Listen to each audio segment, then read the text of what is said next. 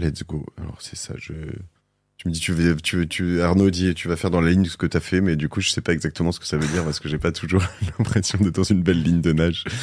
Bienvenue, ça va, les amis? Ouais.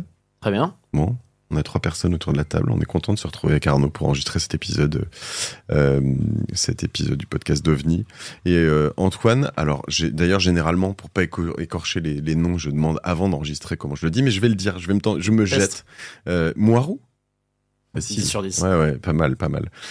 Bon, ça doit être plus compliqué en anglais quand même. Moirou. Moirud. Voilà, Antoine. Avec alors, on va parler évidemment d'investissement, de VC. C'est quand même l'objectif ici sur ce podcast. Et on va aussi parler un peu de parcours. Moi, ce que je trouve intéressant quand même, c'est l'approche que t'as, parce que t'as pas l'air bien vieux quand même, Antoine. Et t'as déjà une triple expérience, à la fois sales, à la fois tech, à la fois, sur pas mal de choses, et essayer de comprendre un peu ce que ça apporte aujourd'hui. Ce matin, j'avais pas prévu de parler de ça, mais j'ai fait un call avec des jeunes d'une boîte qui s'appelle, vous allez me dire si vous l'avez vu passer, je pense que oui, Delos, non? Dans l'IA. 2 frères. Et si, ça me parle. Je crois que Harry Stebbings rentre dedans. Ouais. Il y a Julien Codorniou, etc. C'est vrai, 2 frères. Et c'est vrai que des X. Il y a un X, en effet, son frère. Et on rentre dans un monde, en fait, qui est quand même. J'ai eu l'impression qu'il y a des vagues. Il y a eu des vagues Internet, la vague mobile qui a quand même changé pas mal de choses, et réseaux sociaux.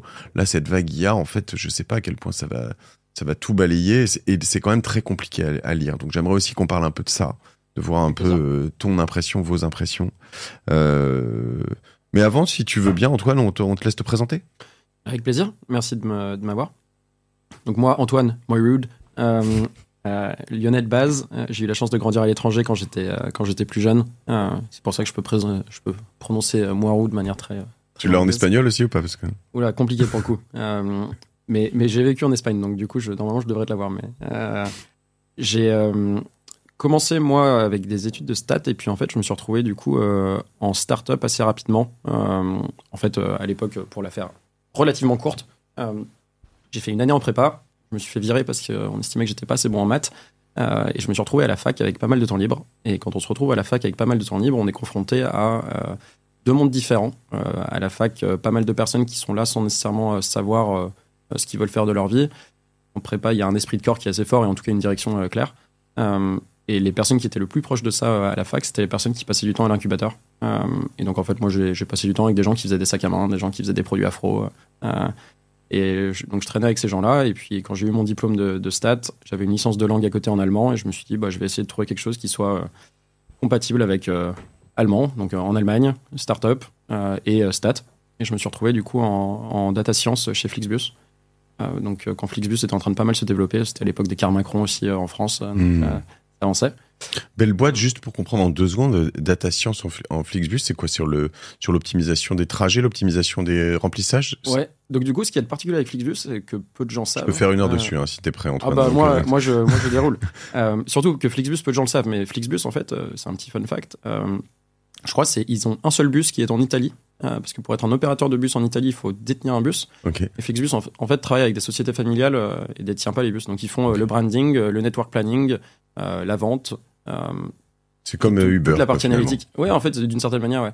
Et t'as toute cette partie analytique qui est gérée par une entité centrale qui était notre équipe, et qui, du coup, accompagne toutes les personnes autour de Flixbus pour leurs décisions en data.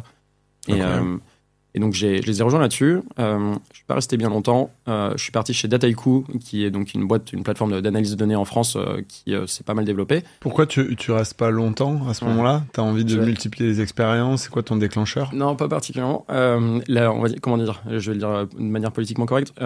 J'ai appris beaucoup avec l'équipe là-bas, mais l'ambiance n'était pas forcément celle dans laquelle je voulais être. Et en fait, les 3 personnes qui bossaient en data avec le manager qu'on avait à l'époque sont partis dans un horizon de temps assez restreint. Et moi, en fait, entre-temps, à l'époque, j'avais automatisé des choses pour les équipes en interne chez Flixbus, mais j'avais pas de formation de développeur. Et donc, je passais en fait des petits snippets de code à à des personnes pour leur faire gagner du temps, ce qui les intimidait pas mal. Le simple fait d'avoir un developer environment pour coder, c'était quelque chose qui les intimidait, même si ça leur faisait gagner 1h30 par semaine.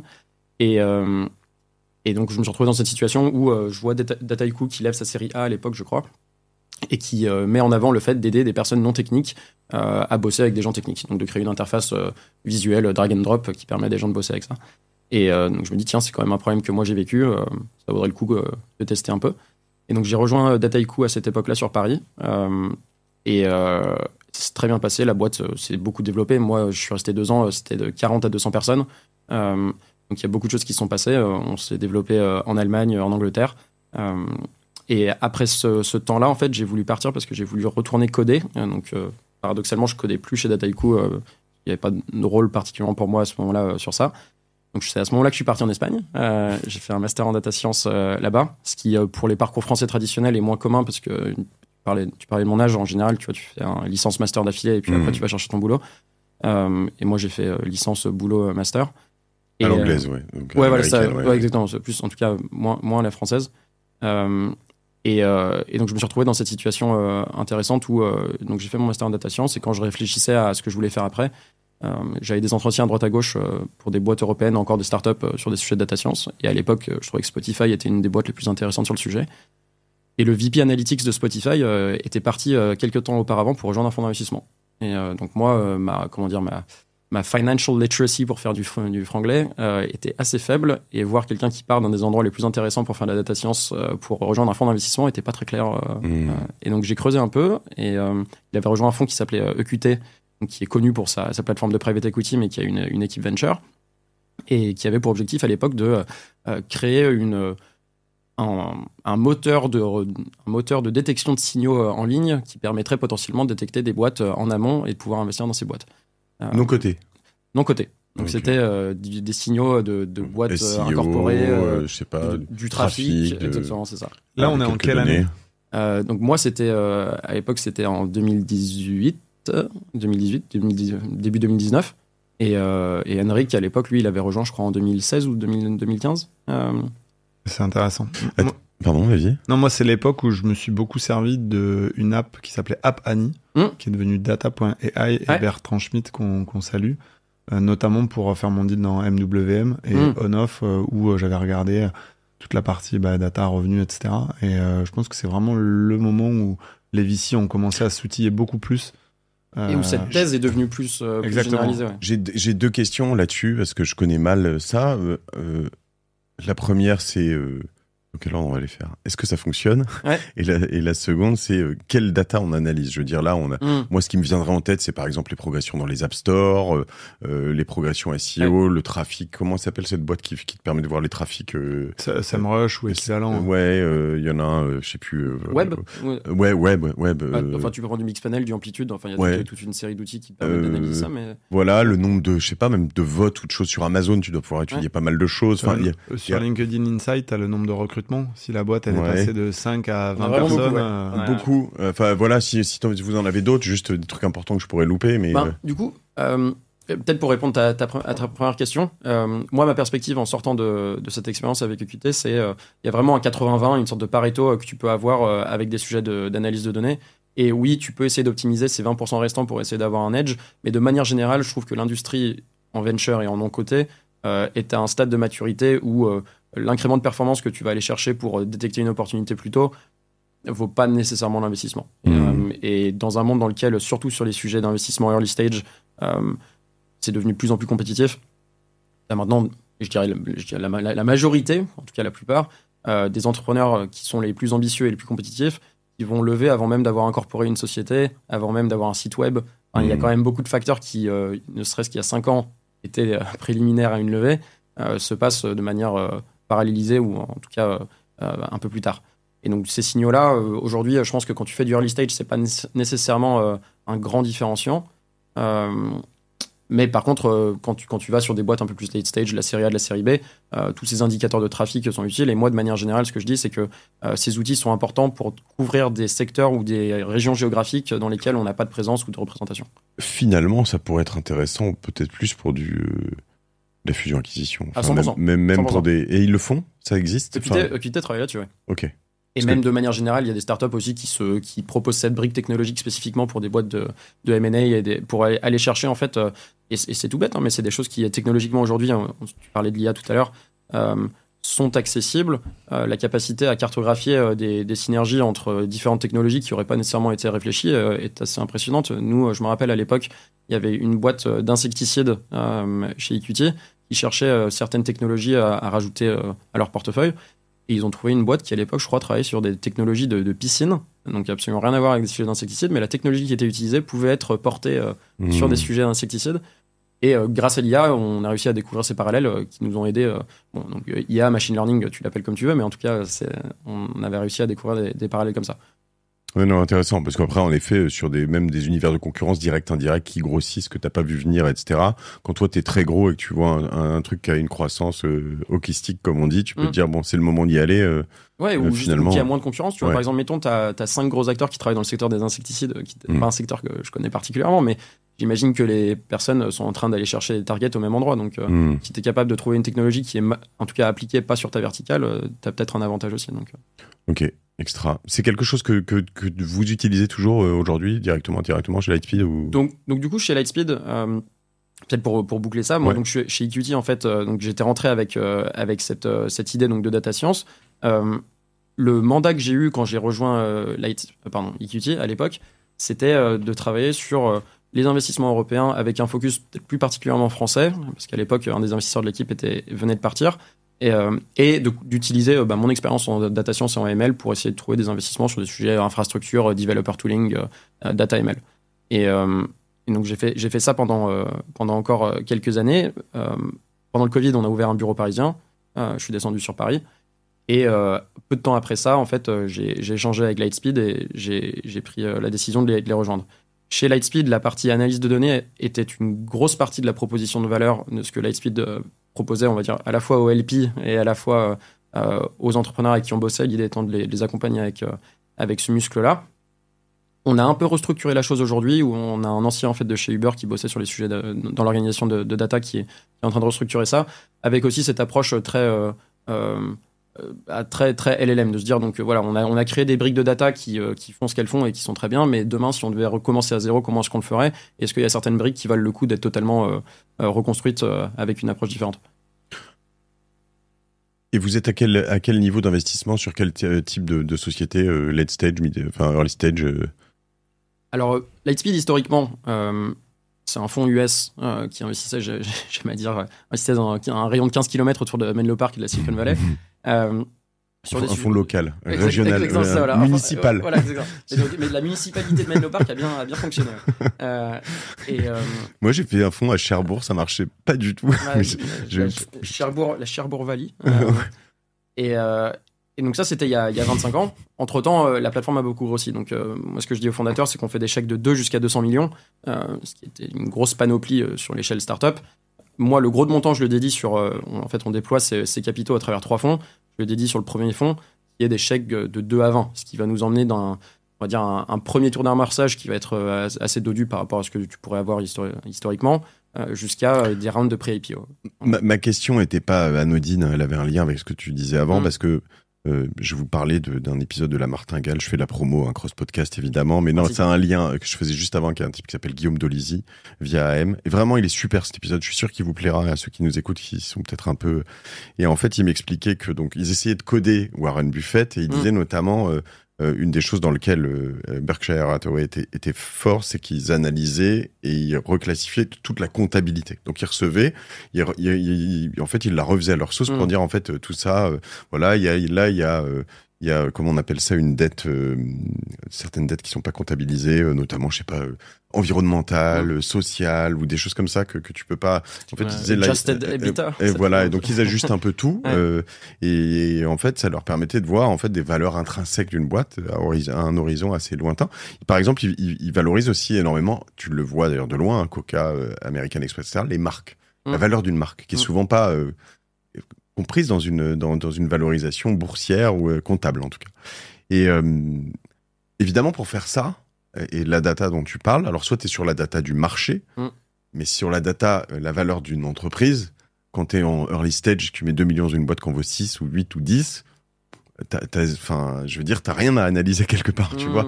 Alors quand j'imagine en late stage, quand tu mets 20, 200 millions, là en effet, t'as probablement beaucoup plus de choses. Et si t'as une bonne techno, tu dois être capable de pouvoir faire plus vite. Je me trompe. Je sais pas comment toi tu le vois, même à l'époque où tu parlais, tu vois, d'Apani. Je pense que sur l'analyse de données, de manière générale, t'as l'analyse de données financières, l'analyse de performance et de croissance, quelle qu'elle soit. Le plus t'es tôt, le moins t'en as. Ouais, et puis en plus, ça peut être hyper contre-intuitif. Si je te donne un exemple sur MWM qui avait fait ses 60 millions de downloads, qui était un panier percé, tu prenais combien de downloads, les cordes. Ils avaient fait 60 millions de downloads quand moi je suis rentré en 2016, mais ça perdait de l'argent. Et en fait, la rétention était vraiment pas bonne sur les produits. Et en fait, trop d'analyse de data en early stage. Enfin, moi, j'ai appelé des experts du mobile qui bossaient dans le mobile depuis 10 ans. Ils m'ont dit, non, mais fais surtout pas ce deal, etc. Et heureusement que je les ai pas écoutés. Et parce que, en fait, fallait avoir suffisamment confiance en l'équipe pour améliorer les produits, la rétention. On était sur de l'in-app purchase. Nous, notre pari, c'était de dire, on va sortir de l'in-app purchase, on va aller vers l'abonnement. Et en fait, si tu as une toute petite partie de tes 60 millions qui passe sur de l'abonnement à 10 € par mois, ton revenu, il va exploser. Et donc, ouais, je pense que c'est la complexité. C'est une des questions que je voulais te poser, donc ça tombe bien. C'est, moi, aujourd'hui, ce que je sais faire, c'est des chèques entre 500 000 et 1,5 million sur des tours entre 1 et 5. Je suis incapable, mais je suis vraiment incapable de faire des chèques de 10 ou de 20 sur des tours comme tu l'as fait sur Mistral ou sur des... Et moi, la question que je voulais te poser, et c'est pour ça que je suis ravi effectivement de faire cet épisode avec vous trois, c'est comment tu fais pour faire le grand écart entre une boîte comme Mistral et d'autres boîtes où tu mettais beaucoup plus petits tickets. Pour moi, c'est deux métiers complètement différents. Eh ben, écoute, c'est marrant que tu dises Mistral comme exemple, parce que je trouve que Mistral, paradoxalement, est plus proche des types d'investissements que tu fais qu'une boîte en série A ou série B. Oui, parce que c'est un gros seed. C'est juste un gros seed. Ouais, ce que je veux dire par là, c'est que les briques logiques qui nous ont amenés à faire le chèque sur Mistral sont plus proches des briques logiques que toi tu vas utiliser pour faire un underwriting d'un founder, même sur un chèque à 1,5, et que une analyse qui serait peut-être plus financière, en tout cas qui ne sera pas que sur les fondateurs et une thèse qu'on a, sur une boîte en série A, en série B. Et donc là où je pense qu'il y a un peu de gymnastique mentale à faire et de recalibration à faire régulièrement quand tu vas avoir une conversation pour un tour en A ou B, VS un pré-seed ou un seed, Mistral, en effet, le montant est gigantesque relatif à ce qui se fait habituellement, mais il y a deux éléments qui étaient importants pour nous quand on réfléchit à ça. C'était est-ce qu'ils vont lever assez pour avoir assez de capital pour développer leurs ambitions et leurs visions dans un monde qui est sur les sujets des LLM très capital intensive. Et donc en fait, ce que je disais souvent aux journalistes, c'était oui, alors le montant du tour est grand, il est bien plus grand qu'on se verrait habituellement. Mais si c'était une boîte qui n'utilisait pas des modèles fondationnels, tu pourrais avoir un discount de 70% du montant levé, parce qu'une partie significative des montants levés partent dans du compute et de tout ce qui est annexe au compute. Mais ce muscle, en tout cas, d'identification d'opportunités, de passer du temps avec les founders et de comprendre la thèse, tu vois, sur MWM, ce que tu disais, c'est tu peux très bien... En fait, c'est...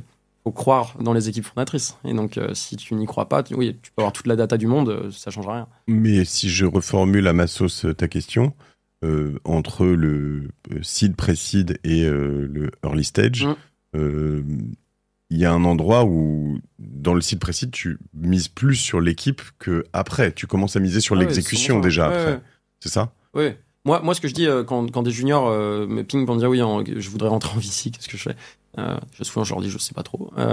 Mais il y a deux choses que je pense qui sont importantes là-dessus. C'est de manière générale, le plus tu vas tôt, le plus c'est sur du EQ, le plus tu vas tard, le plus c'est sur du IQ. Et ce que je veux dire par là, et ça c'est quotient émotionnel, quotient intellectuel. Ouais, voilà, okay. C'est ça. C'est qu'en fait, ça va être beaucoup plus sur des personnes et la croyance que tu as en leur capacité à exécuter leur vision. VS, comme tu dis, le fait qu'ils aient déjà quelques signaux d'exécution. Et après, ça, c'est sans prendre en compte le fait que tu prends, quand toi, tu fais des chèques en pré-seed, tu analyses ce qu'ils ont fait sur les 20 dernières années aussi, tu vois. Donc, c'est pas en isolation, quoi. Et toi qui es full data, enfin, très data, finalement, est-ce que tu peux faire passer un test EQ et IQ là-dessus ? Est-ce que je peux le pousser jusqu'au bout et dire, bah attends, finalement, moi, avant d'investir 2 millions chez toi, fais un test QI ? Il y en a qui font des tests dans des fonds, je sais, qui font des tests un peu psychologiques, pas IQ à proprement parler, mais juste voir un peu... et pour le coup, c'est pas inintéressant sur comment est-ce que les différents les archétypes de fondateurs peuvent travailler ensemble et identifier un peu des risques en leur faisant faire ça. Et c'est utile pour les équipes parce que souvent, elles n'ont jamais fait ça elles-mêmes et donc ça leur donne une information qui est aussi utile. Je pense que ce qui est compliqué sur ces sortes de moyennes qu'on est capable de faire à travers des tests, c'est que nous, le business en capital risque, c'est d'investir dans des outliers et investir dans des personnes qui justement vont prouver que la moyenne n'a pas raison. Et donc, comment est-ce qu'on fait pour à la fois avoir cette intuition-là nous, en interne, on parle souvent du fait qu'en early stage, il faut avoir les reps. Il faut faire le nombre de pompes nécessaires pour pouvoir commencer à avoir cette intuition et comprendre la capacité d'un fondateur ou d'une fondatrice à embarquer sur une vision. Et je pense que moi, une des grosses choses que j'ai apprises en étant chez Lightspeed et que j'ai pu confronter avec mon expérience chez EQT, c'est à quel point un fonds à culture américaine, parce que maintenant on est une plateforme globale, mais à culture américaine, apporte du poids sur la partie narration, storytelling et la capacité à se dire si toi, fondateur, tu es capable de m'embarquer sur cette vision, les chances que tu sois capable d'embarquer des prospects, des investisseurs, des employés sont plus élevées.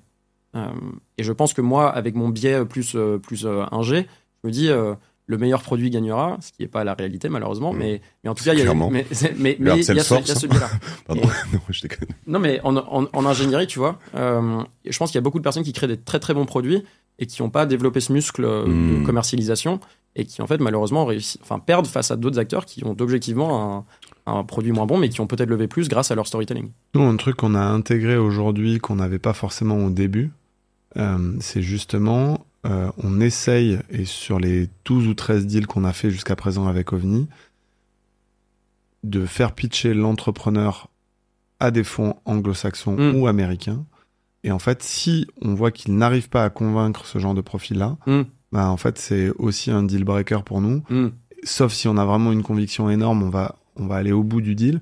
Mais en fait, quand tu regardes là les 7-8 derniers deals qu'on a fait, à chaque fois, on a vu des fondateurs qui étaient capables d'embarquer des fonds internationaux et dont certains qui n'étaient pas forcément très adeptes du hyper early stage, etc. et qui sont venus quand même parce qu'ils ont vu un truc. Et donc ça, pour nous, ça en dit long. Et tu vois, c'est quelque chose qu'on commence à vraiment pondérer et à prendre en compte, de se dire, là, on est en train de closer un deal où on se retrouve avec 12 term sheets. Ouais. Et 6 fonds internationaux. On peut avoir un deal avec des fonds américains pour leur dire, écoute, je vais te sourcer des gens, tu vas les passer, et en revanche, il y en a pas mal qui font ça indirectement. En revanche, tu me shortcut pas quand t'as le truc et tu me kicks pas en dehors du deal. Je sais pas si on peut avoir un deal. Ce que je constate, c'est que sur les fonds français qui était dans une dynamique trop franco-française, on en parlait, ça devient un vrai enjeu aujourd'hui d'avoir des LP basés aux US, basés en Asie, etc. Et d'avoir ce genre de partenariat et ces relations de confiance. Et ouais, ça devient essentiel. Une sorte de cross-pollinisation entre des fonds qui sont plus late stage, qui vont avoir leur général partner qui investissent dans des fonds early stage, ça arrive. Nous, on n'a pas ces stratégies-là. La stratégie qu'on a, nous, c'est de se dire on va être présent dans les écosystèmes et donc, entre guillemets, couper cet intermédiaire-là. Mais après, nous, la raison pour laquelle je dis qu'on investit à partir de chèques de 2 millions, c'est aussi parce qu'on sait très bien qu'il y a des gens qui sont des spécialistes qui font des chèques plus tôt, et ça ne nous sert à rien de marcher sur leur pied. En fait, on va les croiser très rapidement. Et si c'est des fondateurs qui sont très ambitieux et qui vont lever des tours à 3, 4, 5 millions, il y a de la place pour tout le monde. Donc, c'est comme ça qu'on réfléchit. Ok. Non, mais c'est intéressant parce que après chacun, tu vois, on parlait de 20VC. D'ailleurs, Florian Douetto est dans cette boîte que je voyais ce matin de Los. Et mais finalement, chacun c'est un peu nous ce qu'on met en avant avec OVNI, c'est que il y a une partie tech. Nous, ce qu'on met en avant notamment, c'est notre expertise très réseau. Que Arnaud gère très bien au niveau notamment de la tech, que moi je gère très bien au niveau des médias. Et donc d'être capable de dire, nous, on peut apporter de l'argent, ça, tous les fonds peuvent le faire. En revanche, tu vois, moi, j'ai le numéro de téléphone privé de tant de patrons du CAC 40, de tant d'hommes politiques, président de la République, etc., etc. Et donc, à un moment, je peux t'apporter des choses que d'autres n'ont pas, tu vois. Et c'est vrai, et en masse, tu vois. C'est pas 4 noms, en fait. Et donc, c'est un peu notre play. Et je pense que c'est un peu le cas d'Harry Stebbings et de, voilà, c'est capable de adosser le média. Enfin, c'est quelque chose, une stratégie, je pense, qui marche. Pour être intéressant. Toi, justement, avec cette culture un peu historique de chez Lightspeed, comment vous avez créé la proposition de valeur de la plateforme européenne et de cette équipe qui s'est construite aussi autour de toi et d'autres personnalités? Alors, pour comprendre ça, parce que moi, je ne le sais pas et ceux qui nous écoutent le savent peut-être pas, vous êtes combien chez Lightspeed, combien en Europe, combien en France Ouais. Alors, j'ai pas les chiffres exacts. Peut-être que j'aurais dû les avoir. Mais en fait, donc nous, l'équipe globale, on a du monde à Singapour, du monde en Inde, du monde en Israël, du monde en Europe, du monde aux US. Historiquement, donc le centre névralgique était Menlo Park et San Francisco. Se développé en Inde avant de partir sur l'Europe, ce qui est, je pense, intéressant culturellement. Et puis après, là, il y a maintenant 4 ans à peu près, Lightspeed a décidé de développer la présence européenne avec une présence physique. Et ça, c'était fort des apprentissages du développement en Inde. Et moi, à titre personnel, quand je passais du temps avec l'équipe, quand j'envisageais de rejoindre l'équipe, c'était quelque chose qui est très, très important pour moi parce que beaucoup de fonds US pendant la période Covid se sont lancés en Europe et ont eu, on va dire, une stratégie d'implémentation qui n'était pas forcément très, très élaborée, ou en tout cas, il y en a beaucoup qui sont repartis aux US après et qui ont fait un peu le yo-yo. Tout payé trop cher, non, à ce moment-là, c'est ça en 2021, ou voilà, qui sont dit... Je pense que c'était la perspective. En fait, il y a beaucoup de personnes côté, là, pour la perspective US, qui se sont dit, tiens, il y a le Covid, en fait, maintenant, je peux faire des appels avec n'importe qui dans le monde. Les deals européens sont intéressants en technologie, sont moins chers que ce qui se passe aux US. Tiens, je vais peut-être aller faire mes courses. Et donc, nous, en tout cas, quand on a choisi de développer la présence européenne, l'idée était simple, c'était de dire, il y a des talents qui sont dans tous les hubs principaux européens. C'est essentiel pour nous de couvrir ces hubs. Et vu que le pitch de Lightspeed à nos investisseurs est de dire on va être avec les meilleurs founders et on va bosser avec les meilleurs founders, on va aller chercher où ils sont. Et donc, par rapport à la spécificité européenne, moi je dirais on n'a pas forcément de spécificité européenne dans la mesure où quand on investit et qu'on écrit des chèques avec les fondateurs qu'on accompagne, ces chèques on les écrit à travers... en fait, la barre est la même pour des deals israéliens ou des deals américains. C'est du même fonds. Et l'idée, c'est de dire, c'est d'éviter cette situation, de se dire, on va faire une sorte de maxima européen où on va trouver le meilleur deal européen. Nous, l'idée, c'est que quand on trouve le meilleur deal européen, il a forcément vocation à devenir un des meilleurs deals globaux. Donc, si on le fait en marche arrière, pour devenir un des meilleurs deals internationaux, bah oui, souvent, tu as besoin d'être le meilleur deal européen. J'ai une question qui vous concerne tous les deux. Parce qu'on est beaucoup, finalement, chez vous, chez nous, à aller chercher du moonshot. D'accord, hein, c'est quand même l'idée. Et à vendre, en fait, ce truc et dire, nous, on va chercher, en fait, le deal français ou le deal européen, il m'intéresse pas, je vais chercher que du leader mondial et de la boîte qui va valoir X milliards, ou voilà. Est-ce qu'on n'est pas en train d'ouvrir une place béante à certains fonds qui vont être potentiellement, je sais pas, est-ce que c'est moins risqué, je sais pas, est-ce que c'est moins bien, mais finalement il y a une concurrence inexorablement qui est en train de se créer sur cette peut-être une petite bulle sur le moonshot, sur le top 2%. Et est-ce qu'en dessous il n'y a pas une place de ouf qui est en train de se créer sur des boîtes qui vont valoir peut-être pas 30 millions mais 200 millions ou même peut-être moins d'ailleurs? Est-ce que c'est le cas? Je pense que tu es peut-être le mieux placé vu la taille de fonds pour en parler aussi. Moi, je pourrais commenter sur la complexité de faire fonctionner ça avec une taille de fonds comme le nôtre. Voilà, nous, la complexité qu'on voit, c'est que tu n'as pas de modèle économique pour vraiment faire performer un fonds de venture capital si tu cherches à avoir un peu ce panier moyen et si tu vises pas le moonshot. Faut savoir que, tu vois, nous, on a 200 LP privés, 3 instits, etc. On s'est quand même engagé sur une perf qu'on veut délivrer. Et avant de lancer un fonds, tu fais quand même ton fonds de flow et ton modèle économique. Nous, c'est simple, on va faire 30 lignes avec la moitié des 50 millions et on va réinvestir 25 millions sur 3 ou 4 champions. Et en fait, si t'as pas ces super performeurs comme MWM dans mon premier fonds de 2015-2016, en fait, t'as pas de modèle économique de fonds. Donc, en tout cas, nous, chez OVNI, et je parle Augustin, Thomas, tous, on a cette conviction-là, que c'est cette vision-là du métier qu'on achète, et c'est ce qu'on a proposé à nos LP. Donc moi, je pense que l'état intermédiaire de ce dont tu parles, c'est du mid-market private equity, qui sont des boîtes qui sont très intéressantes. Ils sont déjà grosses. Oui, mais qui du coup souvent ont une rentabilité et une croissance plus faible.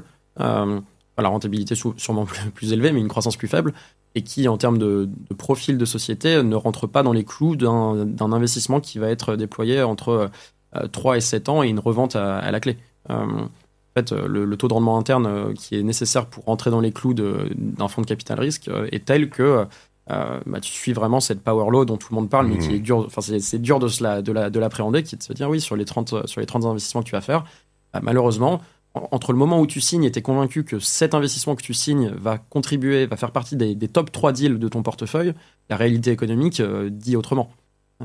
Sachant qu'il y a peut-être aussi une réalité de marché qui fait que si je me projetais dans un fonds qui serait dire moi je vais investir dans des champions qui valent 100 millions, il faut rentrer dans des valos initiales je dis une connerie mais potentiellement donc 10 fois moins importantes, donc être capable de dire quand tu rentres, je mets 50 000 euros sur une boîte à 300 000. Et en fait, tout à l'heure, quand tu parlais de tes reps, donc les répétitions nécessaires pour être meilleur et avoir créé ton intuition, je me disais, le problème, c'est qu'on a toujours une loi que je remarque depuis, parce que je suis plus âgé que vous maintenant, donc ma grande expertise et mon grand âge, dans tous les marchés, dans l'immobilier, dans tout, c'est quand tu progresses, tu vas toujours aller chercher la ligue du dessus. Quand tu fais de la fusion-acquisition, au début, tu vas vendre une boîte à 2-3 millions, tu vas prendre parce que c'est un peu plus élevé, mais 100 000, 200 000 euros de fees. Tu vas dire 200 000 euros de fees qui sont en plus pas nécessairement, mais c'est pareil dans l'immobilier ou partout, mais qui sont pas nécessairement certains, parce qu'en fait, il y a plein de deals qui se font pas à la fin. J'ai beaucoup bossé. Finalement, par deal que j'ai pas fait, ça me fait plus que 40, 50 000 euros de fees, en fait. Puis là, tu dis, la prochaine fois, je vends plus qu'une boîte à 10 millions. Puis après, à 10 millions, tu dis, tu prends tes 500 000 euros de fees, tu dis, c'est pas mal, mais tu dis, attends, si je fais une boîte à 50, en fait, c'est quoi? C'est 2 millions de fees? Ah ouais, c'est quand même mieux. Et en fait, tu ne fais que monter et tes reps, elles sont plus aussi efficaces, ou c'est pas les mêmes, non? Je me trompe? Je pense que c'est pas les mêmes. C'était un peu on revient sur la question d'Arnaud tout à l'heure, mais toi, tes reps sur les 2 millions, est-ce qu'elles comptent sur un investissement au-dessus? Je pense que c'est pas les mêmes dans la mesure où, l'intuition que tu développes sur une compréhension de marché ou sur ta grille de lecture de fondateurs et de fondatrices, elle change. Et si je suis un peu cynique, et je dis le mot cynique parce que moi je suis évidemment côté startup, mais quand je regarde le monde du private equity qui rachète des sociétés qui sont rentables, et l'idée, la thèse de rachat ne repose souvent pas sur l'équipe fondatrice. Oui. Et limite, c'est l'inverse de dire on va faire rentrer la cavalerie avec des personnes avec qui on a bossé pendant plusieurs années. C'est totalement décorrélé de ça. Je me rappelle, quand j'étais chez QT, on avait embauché un gars qui s'appelle Pierrick, qui dans l'entretien avait dit quelque chose, il venait de McKinsey et avait dit quelque chose que je trouvais qui était très vrai, c'était que lui, il accompagnait avec McKinsey des boîtes de private equity et il disait que quand tu travailles avec ces grands groupes, et même avec des sociétés en private equity, tu vas racheter une boîte où tu vas faire des conseils, tu vas changer la direction d'1 ou 2 degrés, mais tu as une inertie tellement forte qu'au final, que tu sois là ou que tu sois pas là, ça change pas grand-chose. Moi, ce que j'aime bien en startup, c'est le fait que tu sois sur un jet ski et que justement, peu importe ce que tu fais, tu es en train de zigzaguer dans tous les sens et tu es en train d'essayer de trouver une manière d'avoir une ligne droite. C'est très différent. Et là-dessus, sur vos deals, chez Lightspeed, quand tu passes justement, alors peut-être sur le métier d'après le tien, puisque tu es sur les deals à 200 millions, etc., on arrive probablement quand même un peu là-dessus, des moments où tu changes l'équipe, où en fait le deal, c'est quand même finalement, tout à l'heure, comment ça s'appelle quand tu fais je n'ai plus le terme, quand tu rachètes une boîte avec les managers, LBO. En fait, le LBO, c'est aussi un peu ça, c'est de dire, en fait, souvent, ça dépend si c'est les founders, mais de temps en temps, tu vas virer les founders entre managers, le founder est content, tout le monde est content, c'est un moyen de sortie de faire son exit, etc. Mais vous, ça arrive souvent de faire ça, et est-ce que vous les virez, ou est-ce que ça peut se faire en bonne intelligence? C'est pas la partie de notre modèle. Okay. Nous, le modèle, c'est... Et ça, pour le coup, c'est même, je dirais, jusqu'en late stage, tu vois, si on fait le biais qu'on a chez Lightspeed, c'est de faire du venture. Donc, et quand je dis de faire du venture, ce que ça veut dire pour nous, in fine, et ça répond à ta question, c'est... en fait, on fait un pari sur une équipe fondatrice. Et si nous, après 6 mois, après 1 an, on voit que cette équipe fondatrice marche pas, c'est un échec de notre part sur notre capacité à avoir lu en ces personnes-là ou avoir vu en ces personnes-là quelque chose de différent.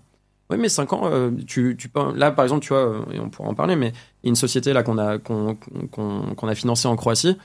Eux, ils ont eu 3 différentes vies. Enfin, c'est des chats. La société, elle existe depuis plusieurs années. Nous, on a fait un pari sur la capacité à cette équipe à se réinventer encore une fois et à continuer. Je pense que le temps que tu passes sur une entreprise n'est pas nécessairement... c'est vraiment l'énergie que tu es capable de dégager après ça. Et souvent, ce qui se passe, malheureusement, c'est qu'en effet, si tu as bossé pendant 10 ans sur un projet qui n'a pas décollé, signer pour 10 prochaines années sur ce même projet, c'est souvent un peu compliqué. Mais après, il y a aussi... Je partage à 100%.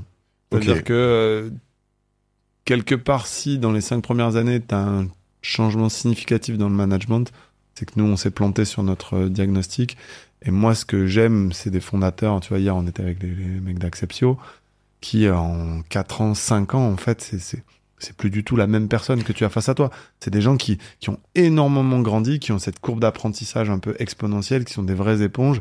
Et en fait, tu les mets dans n'importe quelle situation, ils vont apprendre tellement vite qu'ils vont être capables de gérer ça. Sachant que ça, c'est la situation idéale, où t'as justement vraiment, tu ancres en fait ta conviction dans l'équipe fondatrice sur leur capacité à apprendre très rapidement.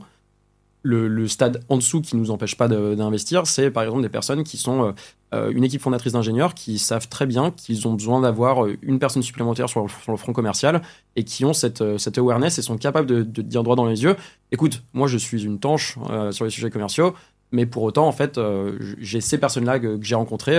Après, une fois qu'on signe, on va les ramener et ça va très bien se passer. C'est presque ce que j'allais te mettre sous le nez, finalement. Je pensais à Google et Eric Schmidt, mais Schmidt, il n'était pas que commercial. Il est devenu CEO quand même assez vite.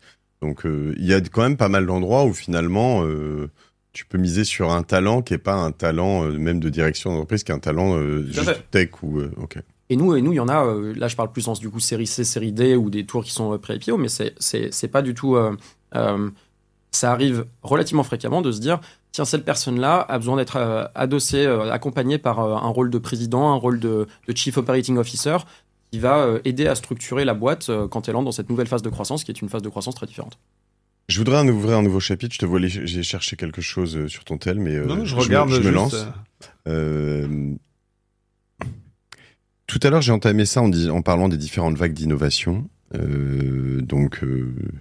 Internet, il y a de la blockchain finalement qu'on enterre un peu, mais enfin, il y a quand même beaucoup d'argent dans la blockchain. Il y a donc le mobile, les réseaux sociaux, etc. Là, on arrive dans cette nouvelle ère.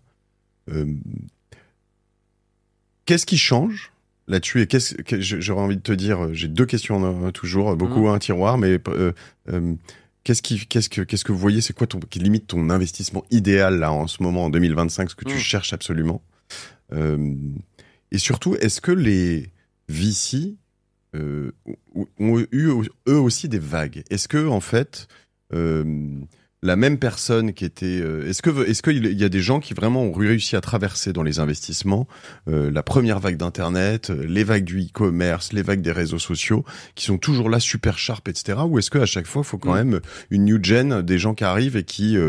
tu vois, moi, je suis à donf dans l'IA, etc. Mais je vais faire preuve d'humilité. Je trouve ça super dur à lire en ce moment. Je trouve ça plus dur à lire. J'ai plus de difficultés à lire, de voir dans quelle boîte investir, qui va pas se faire pulvériser par n'importe qui demain, qu'il y a 4-5 ans, sur lequel j'ai fait quand même finalement une bonne série d'investissements. Je pense que le dénominateur commun de personnes qui ont réussi à traverser ces vagues, c'est une sorte d'enthousiasme enfantin et de curiosité. Si moi je regarde Ravi, qui est le fondateur de notre fonds, qui est un des fondateurs de notre fonds qui est encore actif, j'aspire à avoir son niveau d'énergie à son âge. Et ce niveau d'énergie, c'est vraiment lié à un enthousiasme de rencontrer des personnes qui vont te confronter à des idées que tu n'as pas nécessairement eues. Ça, c'est rassurant pour revenir. Moi, je pense que enthousiasme enfantin, curiosité, c'est vraiment des choses qui... Ouais. Et je pense, tu vois, pareil, pour revenir sur les sujets de recrutement, moi, je pense, pour être... si des personnes veulent rentrer en venture, il y a que 2 choses qui sont importantes, c'est la curiosité et la capacité à organiser son temps. C'est les seuls 2 trucs qui m'importent. Sauf que tout le monde dit qu'ils sont curieux, tout le monde dit qu'ils sont organisés, mais après, faut le gérer. Je n'ai qu'un des 2, je te laisserai deviner lequel. mais donc, en tout cas, je pense que sur ta question des vagues, moi, c'est comme ça que je le vois. Je pense que si t'es pas curieux, et de temps en temps, en fait, c'est pas que tu sois pas curieux, c'est juste que tu passes à un autre moment de ta vie où la curiosité n'est plus nécessairement ton moteur et t'as d'autres personnes qui prennent le relais. Je sais pas comment toi tu vois la chose. Mais moi, en gros, ce que je pense, c'est que tu peux rater certains virages, que tu peux rater certaines vagues et que c'est pas grave, en fait, et que c'est OK de les laisser passer. Si moi, je considère que je suis rentré dans ce métier de business angel venture capitaliste en février 2015, je pense que j'ai accepté de laisser passer certaines vagues parce que je n'avais pas la bande passante disponible pour être suffisamment curieux, pour suffisamment m'informer. Et j'ai accepté ça. Parce que, tu vois, typiquement, j'ai passé 18 mois en roadshow pour lever les 50 millions. il y a quelques sujets que t'as pas le temps de creuser pendant ce temps-là. Ouais. Et après, tu vois, tu disais, il faut savoir bien s'entourer et dans une équipe fondatrice, avoir l'humilité, la lucidité. Tu vois, moi, il y a 18 mois, quand on était sur OVNI ou 24 mois, on n'avait pas forcément prévu de faire des podcasts. Et on s'est dit, c'est qui le numéro 1 en France avec qui on a envie d'en faire? Et puis on est allé chercher Mathieu.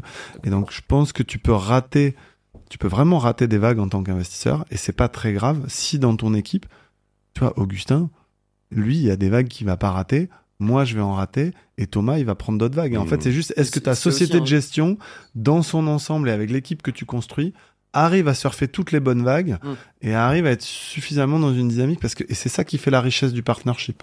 Après, là, je réponds, et on répond à ta question sous l'angle des vagues, mais certains investisseurs te diraient qu'en fait, moi, en tant qu'investisseur, je m'en fous des vagues parce que j'investis dans des fondateurs et des fondatrices qui vont comprendre ces vagues.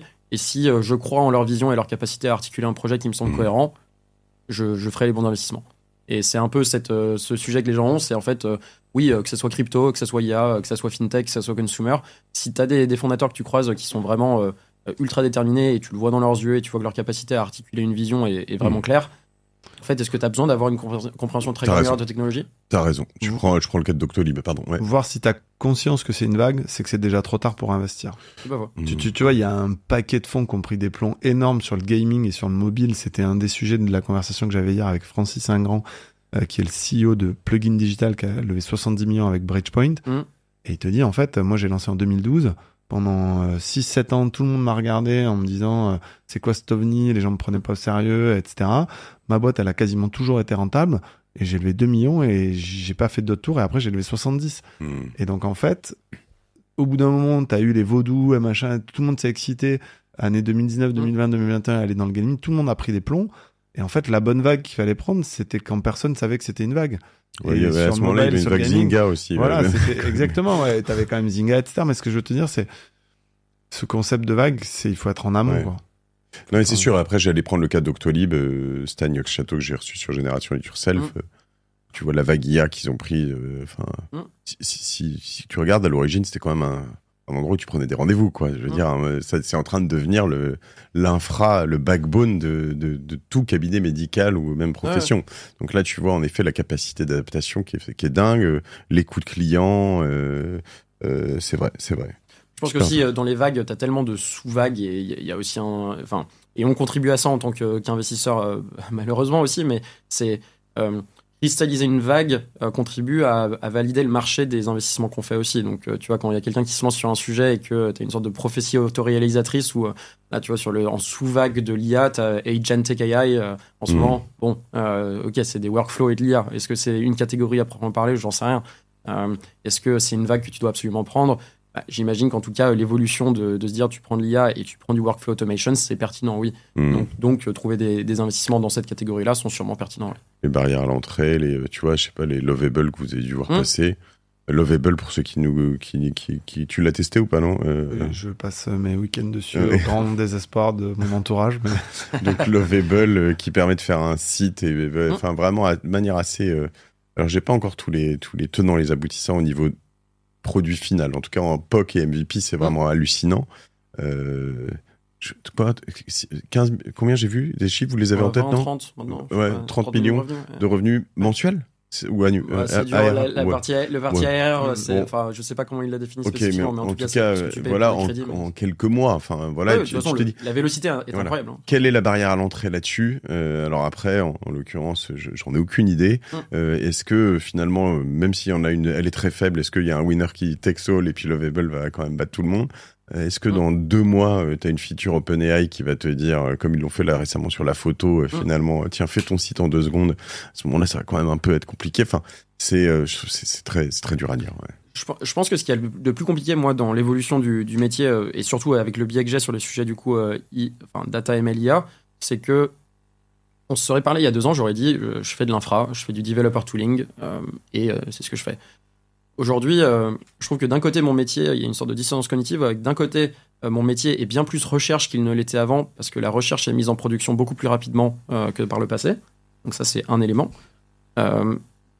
Et de l'autre côté, des sociétés comme Mistral, mais comme plein d'autres, qui initialement étaient vraiment du developer tooling, de créer des modèles que tu sers par API, ont dû se productiser à vitesse grand V pour servir les usages des consommateurs finaux et des utilisateurs. Donc je me retrouve dans des conversations beaucoup plus produits qu'elles ne l'étaient auparavant. Et donc ça crée un peu cet équilibre délicat où justement comment tu organises ton temps. Moi j'essaye de l'organiser entre justement lire des papiers qui sont vraiment le state of the art en termes de recherche et faire en sorte que sur les sujets design, produit et vraiment créer un produit qui soit capable de packager cette technologie, il y a quelque chose de pertinent.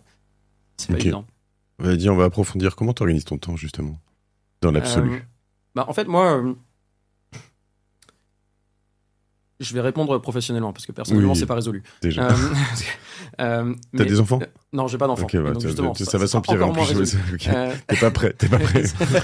mais ça se passe bien. C'est juste que tu vas avoir de la calvitie, des rides, des cernes, et je t'assure que tu paraîtras un peu moins frais dans quelques années. Je suis convaincu que sur le temps, quand tu dis que t'as pas le temps, c'est juste que faut juste sacrifier des choses et prioriser différemment. Donc en fait, il y a pas de bonne réponse. Mais au niveau du venture, moi la manière dont je vois le boulot, c'est t'as 4 briques. T'as la partie sourcing, donc rencontrer des fondateurs, être face aux bonnes personnes. La partie analyse, être sûr que c'est ce type de business que tu veux backer. Gagner les deals, parce que mine de rien, c'est pas trivial, vu la compétition dont on parle. Et après, les accompagner. Et les accompagner, c'est plusieurs sujets. J'estime que au niveau de mon boulot, qui diffère en fonction des différents fonds, parce que nous, on est full stack, donc je fais tout de A à Z, là où d'autres fonds pourraient déléguer la partie sourcing ou analyse à des juniors. Mais moi, j'aime bien le fait de faire tout de A à Z.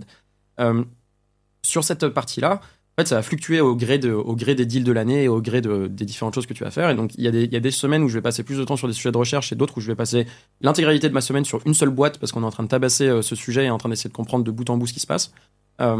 Mais ce qui compte le plus et qui est l'équilibre le plus délicat, je trouve, à trouver dans ce métier, c'est quelles sont les initiatives que tu fais qui, sur le long terme, vont t'aider à développer un réseau et à rencontrer les personnes susceptibles de te mener vers les meilleurs entrepreneurs que tu serais susceptible de croiser, tout en faisant tous ces micro-étapes qui sont nécessaires pour accompagner tes boîtes au quotidien et faire en sorte que demain, la semaine prochaine, tu rencontres les bonnes personnes. Et c'est cet équilibre-là, je trouve, qui n'est pas évident, notamment dans un métier dans lequel, encore une fois, tu pourrais passer ta vie à manger des petits fours, mais c'est pas ça qui va nécessairement te faire rencontrer les meilleurs entrepreneurs. Et donc, cette partie d'organisation du temps, c'est savoir dire stop quand tu es au 80 ou au 85 sur ton 80-20, quoi. Et en venture, si tu as la recette, tu me dis, mais... Non, je l'ai toujours pas trouvé. Et dans les briques dont tu as parlé, en plus, pour l'instant, t'as pas la partie roadshow. Et en fait, ça, c'est avec notre team qui est délégué. Ouais. Voilà, celle-là, elle est un peu déstructurante pour une personne, pour un entrepreneur, dans le sens où tu as un espèce de stop and go qui est pas évident. Nous, le parti qu'on a eu, c'est moi, j'étais 100% roadshow, Augustin 50-50 et Thomas 100% deal flow. On est arrivé à maintenir ça, mais c'est pas évident. Et donc, chaque société de gestion, je pense, a un peu sa réponse là-dessus. Mais donc, il n'y a pas de règle. Et c'est là que notre muscle financier avec la taille de notre plateforme nous permet d'avoir des personnes qui sont dédiées à 100% à ça. Et ça aide beaucoup. Moi, quand j'échange avec des LP, c'est plus pour partager la vision et l'ambition qu'on a et ce qu'on voit au quotidien, plutôt que de structurer ces relations et faire en sorte que ces relations mènent à des investissements dans notre fonds. Si Mathieu n'a pas d'autres questions, moi, il y a un point que j'aimerais... Tu veux bien regarder ou pas? Ouais. Les plateaux repas arrivent, on va rester 3 heures. On t'avait pas prévenu, mais on va faire un épisode long. Sur l'ambition européenne, on sent que là, il y a quand même un point de bascule ces derniers mois, ces dernières années. Tu parles souvent de flywheel. Moi, je te disais que j'en suis un des exemples, c'est-à-dire il y a 10 ans, j'ai commencé en tant qu'angel, aujourd'hui je suis VC et c'est le fait que cet écosystème ait grandi et maturé qui a permis de créer tout ça. Toi, aujourd'hui, je pense que tu es un des principaux artisans de ça, de dire j'accompagne avec Lightspeed, avec ma plateforme, des entrepreneurs européens qui veulent créer des leaders mondiaux. Est-ce que tu peux nous en dire plus là-dessus? Et comment tu vois justement les prochaines années et le marché actuel là-dessus? Donc, du coup, à l'échelle de Lightspeed, nous, notre mandat, encore une fois, c'est d'accompagner les meilleurs entrepreneurs. Donc, si on peut faire en sorte de faire émerger plus d'entrepreneurs qui sont susceptibles de faire partie de cette cohorte, on est ravis. Et c'est justement des cycles qui viennent avec le temps. Et je pense que l'écosystème européen relatif à l'écosystème américain a eu, encore une fois, moins de reps, moins de self-flywheel, ce qui fait qu'il y a eu moins de capitaux qui ont été investis, il y a eu moins de talents qui, historiquement, étaient sur les sujets tech. Et je compare, ne serait-ce qu'à l'époque, il y a 10 ans, avec Dataiku, maintenant, par rapport à maintenant, le monde a beaucoup changé, quoi. Et la cohorte d'acteurs qui se sont lancés en 2013, 2014, enfin même 2010, tu vois, du Datadog, Algolia, du Dataiku, c'est des sociétés qui aujourd'hui ont généré, chacun à leur échelle, peut-être 10, 20, 30 entrepreneurs qui eux-mêmes se sont lancés et sont partis pour essayer d'adresser des problèmes qui sont conséquents. Donc il y a cette flywheel qui a lieu, et quand les personnes me posent la question sur l'écosystème français ou l'écosystème européen, ce que je dis, et je le pense sincèrement, c'est que l'écosystème s'est jamais aussi bien porté, mais c'est pas pour autant qu'il y a encore plein de problèmes à adresser. Les sujets de liquidité, les marchés financiers, ça c'est quelque chose qui est quand même structurellement assez compliqué, mais pour autant, aujourd'hui on a des personnes qui restent en Europe pour créer des projets ambitieux, on a des personnes qui viennent des US pour monter des boîtes en Europe, donc c'est pas encore la majorité, il n'y a pas un brain drain US qui va en Europe, mais c'est clairement quelque chose qui se passe. Et puis après, à mon échelle personnelle, on va dire en tant que Français / Européen, moi je pense qu'on a tout intérêt à développer ça. Et après, il y a des sujets un peu plus philosophiques de comment est-ce que tu cultives une culture du risque à l'échelle de la France. Enfin, comment est-ce que tu fais en sorte que les personnes, quand elles réfléchissent à ce qu'elles veulent faire dans leur vie, elles disent bah, tiens, l'entrepreneuriat, c'est peut-être quelque chose qui est intéressant pour moi. Et je pense que structurellement, aux États-Unis, par rapport à la France notamment, parce qu'aux Pays-Bas, c'est peut-être un peu différent, enfin, c'est différent dans les pays, mais cette culture du risque est la base de notre métier. Et s'il n'y a pas cette culture du risque, demain, il n'y a pas d'entrepreneur, et demain, on n'est pas là.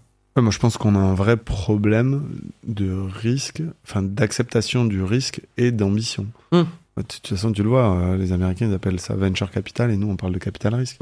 Moi, je considère qu'il n'y a aucun risque dans notre métier. En fait, le seul risque qu'on a, c'est de ne pas en prendre assez. C'est excellent, je vais te voler ça. Tu peux, hein. Ça fait 10 ans que je le bassine, donc t'inquiète pas. Et puis c'est pas forcément de moi. Hein. Mais en fait, je trouve que ça a été très mal traduit, et moi, je me bats contre ça. Je considère qu'il n'y a pas de risque dans notre métier de venture capitaliste. C'est une très mauvaise traduction. Oui, t'as tout à fait raison. Et donc, moi, c'est ce que je bassine à longueur de podcasts et de conférences, etc. C'est il faut que les Français et les Européens aient une culture du risque et une ambition plus forte. Et je pense que le degré d'ambition aussi, c'est un sujet de comment tu le crantes. Je pense qu'on avait le problème qu'on a eu, nous, en France, et peut-être l'Allemagne dans une certaine mesure en Europe, c'est qu'on a pensé qu'on était un marché conséquent à l'échelle de l'Europe, et que donc, du coup, on n'avait pas besoin d'adresser les marchés internationaux. Là où tu demandes à des Belges, des Israéliens, des Néerlandais, from day one, ils vont targeter les marchés internationaux. Et c'est quelque chose qui, aujourd'hui, on le voit avec les entrepreneurs qu'on accompagne. Et on parle de marché intégré, on parle, tu vois, d'Europe intégrée. La réalité, c'est que demain, tu veux faire un développement international, c'est peut-être plus simple de faire ton développement aux US après avoir fait la France que de faire l'Allemagne. Ça, c'est quelque chose qu'on voit, que je vois de plus en plus sur Génération It Yourself. Après, t'as des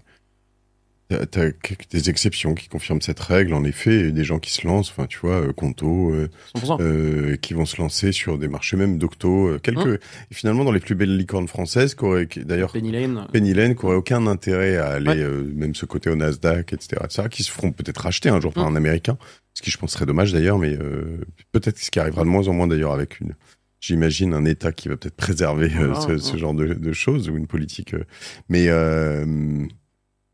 oui, je le regrette un peu, mais en l'occurrence, c'est le cas. Mais cette profondeur de marché, tu vois, par exemple, corréler ambition avec expansion internationale n'est pas forcément la bonne logique. Je pense que tu vois, tu demandes à Arthur de Penny Lane, ou tu demandes à Eleanor de Pigment, ou tu demandes à des acteurs qui eux, ont peut-être un ancrage local qui peut être plus fort. Tu penses la profondeur des marchés, des sujets ERP et CRM en France tout seul, tu peux faire une très belle boîte. Oui. Les sujets de compta, il y a zéro doute. On va parler à Jean-Michel Aulas. Oui, voilà, exactement.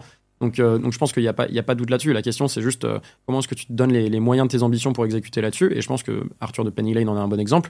Il a levé beaucoup pour exécuter cette stratégie qui reste très française / européenne. Intéressant. On va bientôt se laisser, parce que sinon on va faire des podcasts trop longs et c'est pas bien. Je voudrais quand même revenir sur un petit truc, parce qu'on a tourné autour de ça. On a commencé sur la data, on a pas mal parlé après des people, de l'émotion, et de finalement, même dans ces modes ou ces différentes vagues, on a parlé de vagues, on se dit, on se ressent sur les gens. Dans un autre podcast, j'ai reçu Sébastien Bazin, qui est assez surprenant pour un patron du CAC 40, qui dit moi je réfléchis avec mon bid, Après, ça remonte. Donc, voilà, beaucoup des décisions sont prises finalement dans le ventre, où il y a beaucoup de neurones. Après, c'est le cœur qui va choisir un peu les impacts sur les personnes, etc. Et dans le cerveau, c'est juste quand. Mais en fait, quand ça arrive dans le cerveau, la décision est déjà prise, en fait, quoi.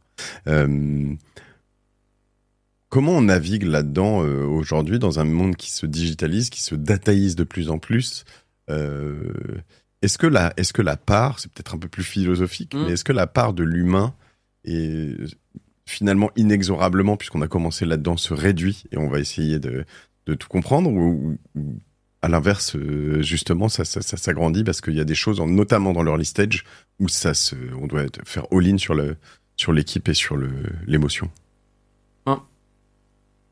Je pense que en venture, tu as toutes les raisons de dire non. Donc, si tu veux prendre de la donnée et avoir une raison de dire non, tu la trouveras. 100%. Et donc, du coup, sur cette base-là, à la fin, même si demain, tu vois, tu automatises le capital risque et que tu crées des investissements automatisés, les fondateurs et fondatrices chercheront des partenaires, en tout cas, c'est ma conviction personnelle, des partenaires qui sont autres que purement financiers. Et l'analyse de la décision financière peut, dans une certaine mesure, sûrement être automatisée, mais la capacité à se dire, tiens, je vais travailler avec toi pendant les 10 prochaines années, c'est pas quelque chose qu'un algorithme va être capable de faire. Et donc, je pense que la partie people et la capacité à se dire, ok, je suis conscient de tous ces risques, et malgré tous ces risques que j'identifie, je me dis, tu sais quoi, je pense que tu vas réussir à tabasser chacun de ces risques. C'est quelque chose qui, je pense, ne sera pas automatisé. La capacité à articuler une vision, la capacité à articuler la manière dont quelqu'un va accompagner une boîte, c'est quelque chose qui reste très humain. Et je pense que demain, même avec les meilleurs LLM, tu peux être au téléphone avec un LLM qui va t'articuler ça. C'est pas ça qui va te convaincre demain de travailler avec un fonds. J'aurais envie de peut-être espérer, ou pas d'ailleurs, parce que justement, c'est ce qui fait la beauté de ce métier. Hein, mais tu vois, ça me fait remonter quelqu'un avec qui j'ai bossé, qui était un monstre d'exécution, quelqu'un qui vraiment avançait, un vrai bourrin passionné, etc., mais qui était très séducteur d'ailleurs dans chaque levée de fonds, etc. Mais dès qu'il avait levé des fonds, en fait, il t'oubliait, tu n'existais plus. Vraiment, mais choquant. Et ça, plusieurs personnes, moi je l'avais remarqué, plusieurs personnes me l'ont remonté après. Et donc certains sont même partis, sont sortis de la cap table en disant, mais c'est quoi ce type en fait, quoi. Intéressant. Je pense qu'il y a différents archétypes de fondateurs, et surtout tu le vois avec des repeat founders vs des first time founders, c'est que certains fondateurs et fondatrices vont chercher différentes choses à différents moments de leur parcours entrepreneurial.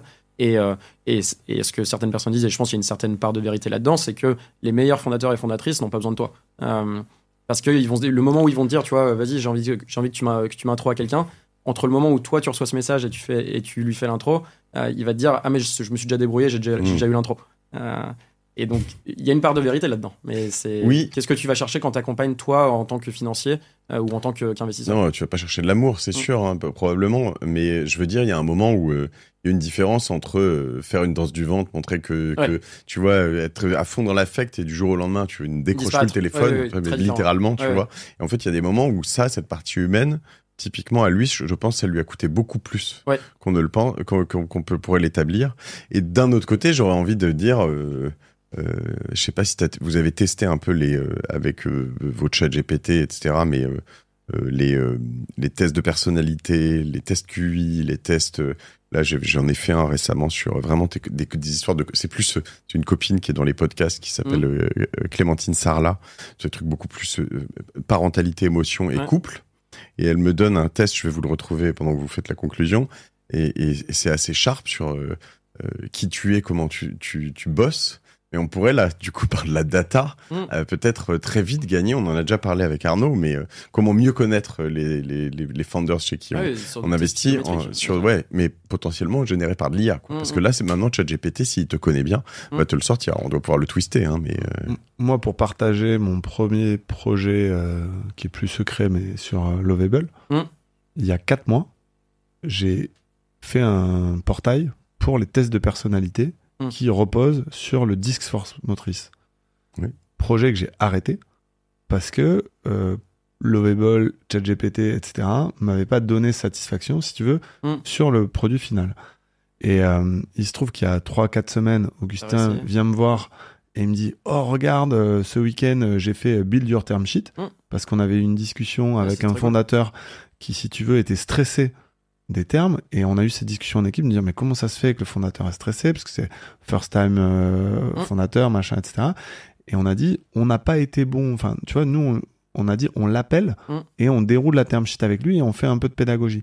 Et typiquement on a dit en fait maintenant avec des outils comme Lovable, etc., on va expliquer, on va lui permettre de la construire, on va faire un outil pédagogique. Et Augustin m'a remis dans Lovable et je suis en train de finir ce projet-là parce que entre temps ça a évolué.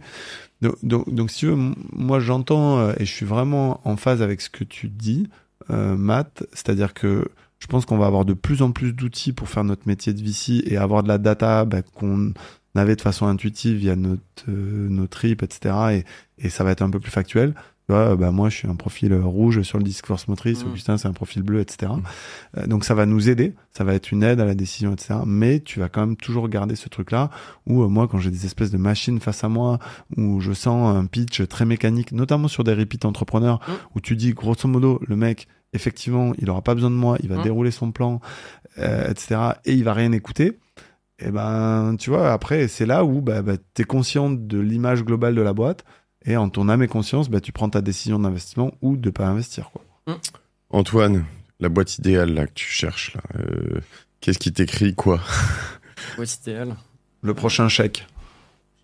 Là, je passe un peu de temps sur modèle contexte protocole d'Anthropic, essayer de voir comment est-ce que ça peut être quelque chose qui pourrait être utile pour faciliter tout ce qui est intégration avec tous les outils qui existent avec des LLM. S'il y a des personnes intelligentes qui réfléchissent à ça, je suis toujours ravi d'en parler. Okay. Après, la boîte idéale, encore une fois, c'est des fondateurs ou des fondatrices qui sont obsédés par un problème, qui ont une capacité à s'entourer et qui réfléchissent profondément à ce qu'ils veulent créer. Donc moi, si j'ai ces trois sujets-là, ça revient sur les vagues. Ça peut être sur un sujet que je maîtrise pas. Je ramènerai quelqu'un dans l'équipe qui est très compétent là-dessus en plus et on échangera. On te l'envoie où? Antoine@lsvp.com. Très bien, ça c'est fait. Et puis on te suit sur LinkedIn. Je vois que tu as quand même une belle communauté. Tu as plus de 10 000 followers. C'est beaucoup. Tu postes énormément? Je poste, ouais. Non, je peux partager un truc. En fait, j'ai écrit à Antoine pour enregistrer ce podcast avec lui parce que je lui ai dit texto et désolé de la vulgarité. Mon fil LinkedIn, c'est beaucoup de merde. Et en fait, t'es un des rares mecs qui publie des trucs vraiment... Le melon que j'ai eu pendant une semaine. Non, mais vraiment intelligent, qui m'intéresse, qui positionne l'Europe comme pas une alternative, mais un vrai marché où il y a... En fait, donc moi, finalement, j'ai vraiment eu envie de développer ma relation avec toi en tant que personne, en tant qu'investisseur, co-investisseur demain. Et c'est très sincère, hein, parce que j'ai vu en toi, et il y a déjà un moment... quelqu'un dont je partage les convictions, les valeurs, la thèse, l'approche de l'investissement. Et en fait, c'est bien. Et je pense qu'il y a beaucoup de gens qui se freinent trop sur ce qu'ils publient sur LinkedIn, qui s'auto-censurent. Et toi, t'as pas ça. T'es toi-même, t'es authentique. Et je pense que sur ce podcast OVNI, on a que quelques milliers d'auditeurs, on invite surtout des gens pour passer un moment avec eux, se faire plaisir. Et pour donner les coulisses de notre création de fonds, de sociétés de gestion. Et quand on regardera ce contenu dans 3-4 ans, peut-être qu'on aura fait un deal avec Antoine et que ça aura été une première pierre qu'on aura mis sur ce chemin-là, quoi. Je pense que vous, mieux que personne, vous comprenez la valeur de mettre des choses à l'écrit ou de mettre des choses à l'oral et de faire en sorte que vous puissiez y faire référence. Moi, je pense que sur ces sujets de contenu, de manière générale, j'ai un blog, mais où je suis bien moins présent. Je sais pas, je vais poster 2 ou 3 choses par an dessus et qui vont être des formats plus longs. Je pense que quand tu organises des petites idées et que tout d'un coup tu as un petit aha, moi ce que j'aime à dire, c'est que quand tu répètes quelque chose 3 fois avec différentes personnes, c'est le moment où il faut le mettre à l'écrit. C'est qu'en fait, si tu l'as répété 3 fois, c'est sûrement que tu penses que c'est quelque chose de pertinent à partager et qui bénéficierait à plus de monde. Tout à fait. À l'écrit, c'est très bien. En vidéo, c'est possible aussi, d'ailleurs, j'y pense. Mais tu vois, vous pouvez le faire dans tous les sens. Tu sais, je me suis dit, ça, là, récemment, ça dépend du médium. Moi, j'aime bien les deux. Hein. J'écris toutes les semaines pour ma newsletter. Alors, toutes les semaines, il est un peu chelou par rapport à tout 3-4 fois par an parce qu'il y a une forme de contrainte que tu t'imposes. Et il y a des semaines, tu dis, waouh, qu'est-ce que je vais dire? Et tu dis peut-être des choses moins intéressantes. Et à la fois, c'est un exercice. Comment tu penses à ça, toi, ces triggers-là? Parce que moi, j'ai eu cette conversation quand je me suis lancé avec un autre investisseur qui, lui, se tient à toutes les 1 ou 2 semaines. Et je disais, moi, le problème, ma peur, c'est que j'ai pas envie de me forcer à faire quelque chose que je pense qui est pas au niveau des autres choses que j'ai pu faire. Mais je comprends encore une fois les reps, tu vois. Il y a des moments où t'es moins fort, faut aussi l'accepter. Tu te mets à nu, tu t'exposes et c'est dur, hein, parce parce que en fait t'es jugé et qu'il y a des gens, tu vois, moi je sais pas, j'ai des Mathieu Chabran de Tikeo qui de temps en temps me répond à ma newsletter et quand j'envoie un truc je me dis tiens cette semaine c'est pas fou, je me dis putain qu'est-ce qu'il va en penser, tu vois, et ça fout un peu les boules. Et il y en a d'autres, hein, j'ai des gros noms et à la fois je me dis mais j'aime l'exercice. 2, alors il y a un truc que je fais plus parce que j'ai fait trop de courses à pied récemment, mais je me posais le dimanche matin et j'avais pris un temps avec moi-même pour écrire. J'envoyais à tout le monde, tant pis, tant mieux. Et c'était ton build-in public, tu mets à l'écrit tes réflexions et après s'il y en a qui veulent les lire, tant mieux. Et donc voilà, et donc ça c'est vraiment quelque chose que j'aimais. Une fois de temps en temps, tu fais des choses aussi super bien. Et une fois de temps en temps, dans cet exercice, t'as eu ta réflexion de la semaine, le truc. Ce week-end, typiquement, vous avez regardé le truc de Paperclip, là, l'usine à trombone, ça vous parle pas? Par rapport à l'IA? Ouais. Vous l'avez regardé le documentaire, le 40 minutes, non? Ouais, il y en a un qui est sorti il y a quoi, il y a 3 mois? Ouais, c'est ça. Tu l'as vu? T'as joué au truc de Paperclip? Oui, je l'ai vu. Tu t'as essayé? C'est un jeu vidéo sur l'idée que Paperclip, c'est un peu sur le AGI et que demain, si tu mets les mauvaises incentives dans un modèle, si tu codes les mauvaises incentives dans un modèle d'IA, tu vas avoir une usine de Paperclip qui va dominer le monde. Mais en fait, quand tu joues au jeu, faut regarder un peu le truc et jouer au jeu. C'est très visuel, ouais. Non mais le jeu, moi j'y ai passé 2 jours derrière, c'est affreux. C'est affreux. Et en fait, non mais c'est ça que tu fais depuis tout à l'heure. Je l'ai fini. En fait, non. Il te pose la question comment tu organises ton temps. Mais moi j'ai vu sa newsletter, je l'ai mis dans mon dossier Mathieu Stéphanie. Je me suis dit ce truc-là jamais. Non mais en fait c'est en plus là j'y joue plus, hein, je vous rassure. Mais en fait parce qu'en plus fort heureusement ils le finissent à un moment. Mais c'est marrant, je le montrais à mes 2 garçons. Ma fille s'en foutait, très drôle d'ailleurs. Et mais les visuellement c'est assez parlant. Ah ouais. Et donc bon, et ça te parle d'ailleurs sur l'IA beaucoup. Je vous recommande, voilà. Mais ce que je veux dire, c'est que ce truc, même s'il était un peu old, tu vois, t'as dit il a 2-3 mois. En effet, je l'avais pas vu. Mais 2-3 mois, on en parle comme si c'était il y a 10 ans maintenant. Exactement. Alors qu'en fait, il y a plein de gens il y a 2-3 mois, c'est toujours aussi relevant et c'est très pertinent. Et moi, je vois la traînée de poudre que ça a eu dans ma communauté, le nombre de personnes qui ont regardé, parce que je suis très IA enthousiaste, qui disent ah oui, ça permet de se poser un peu en perspective, etc. Moi, j'aime bien être contrariant dans tout ça. Chakra, exactement. Et le nombre de personnes qui m'ont dit 2 jours après, mec, putain, ce jeu. Tu fais chier parce que j'en peux plus. Je leur dis mais j'en suis sorti, c'est bon, j'ai arrêté ma dépendance. Mais c'est drôle, tu vois. Donc c'est le moment où tu peux te dire et moi ça m'arrive très peu de fois, mais quand ça m'arrive une fois suffit pour me relancer pour les 20 prochaines. Quelqu'un qui t'envoie un message qui te dit comme toi Arnaud d'ailleurs, en mode bah tiens c'est cool, et donc ça te redonne le jus pour continuer dans les moments où t'as un peu une sorte de. Mais dans ces moments-là, faut vraiment se battre. C'est super important. Quand tu produis du contenu, faut se battre pour continuer parce qu'en fait, t'as des moments de vérité. Moi, je fais presque plus que ça et qui sont tellement incroyables. Bon, je dois vous laisser, moi, parce que j'ai rendez-vous dans 1 minute, pas ici. On reste fidèle à la règle. Okay. On produit entre midi et 2, en fin de journée. Et on fait ça justement pour notre communauté, pour continuer à construire un public et partager les coulisses de notre métier qui sont pour certains pas toujours accessibles. Merci beaucoup Anton d'avoir pris le temps, ravi d'avoir partagé ce moment-là. Merci, avec toi. On te suit tous sur LinkedIn, je t'ai ajouté moi et puis il faut qu'on trouve les moyens, je me disais de tout ça, tu vas nous aider un peu avec ta communauté aussi, mais qu'on fasse aussi grossir ce podcast un peu par rapport aux autres des miens qui est trop petit, parce que je trouve que une bonne partie de ces conversations n'a pas l'audience qu'elle mérite, mais on va y arriver. Je sais pas si t'en as... Exactement. Ok, top. Merci les gars. À plus. Salut, à bientôt. Ciao.